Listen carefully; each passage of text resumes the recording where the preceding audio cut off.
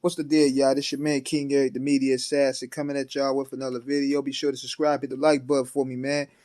So, I want to talk about this album here in particular from probably one of my favorite personal rappers who go by the name of Paris.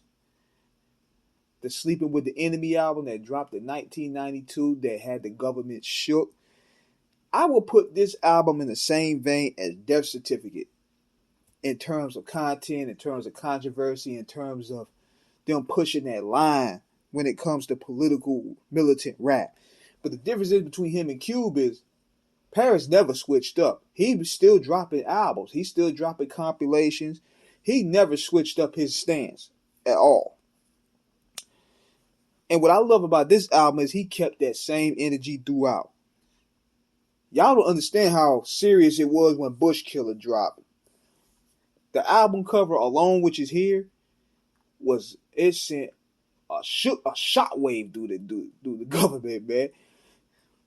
But Bushkiller was probably one of the hardest tracks of '92. Then also he called out the sellout blacks on House Niggas Bleed.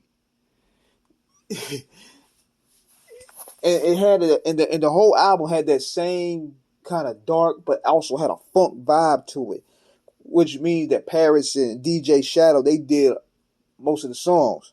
Now, one of my all-time favorite songs on this album was The Days of Old. Y'all gonna hear this song on the movie Strap. It has a great summertime, nighttime vibe to it. My other favorite song is the one he did dedicated to Assata Shakur,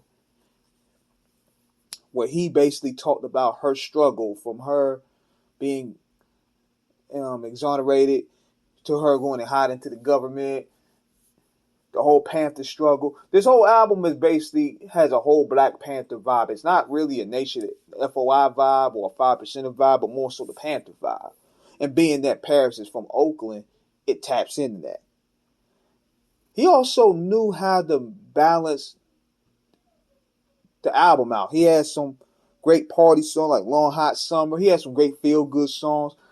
This album has a great balance. It has a great balance of political songs, laid-back songs, high-tempo funk songs, and Paris always deliver. He has a very direct delivery.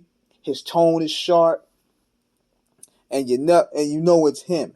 Now, the album don't really have any features, either no big features, but it's not really needed. And this was the type of album that needed to come. And interesting enough, this came around the same time Death Certificate was, and the Predator was around.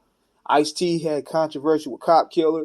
Tupac was in the news. Public Enemy was in the news. It was crazy around the early 90s, man. So, if you can find this album, definitely check it out. It's one of Paris's best albums. And hopefully we can get him on Off the Cuff Radio soon, because I want to talk to him more about this album in particular, because he gave me a shout out today. So we're going to see how we're going to work that out. So this is King Eric signing out. Be sure to check this album out.